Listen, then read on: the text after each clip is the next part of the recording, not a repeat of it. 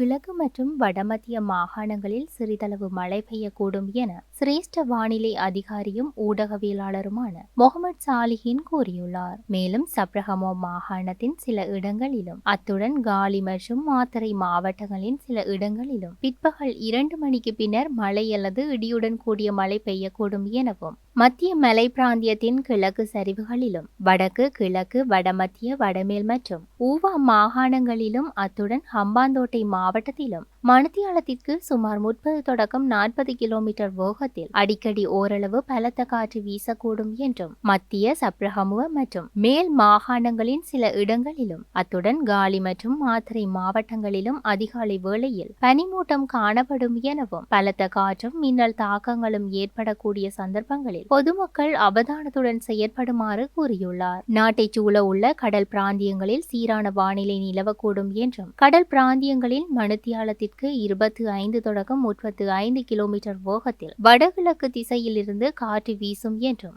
நீர்கொழும்பு தொடக்கம் புத்தளம் ஊடாக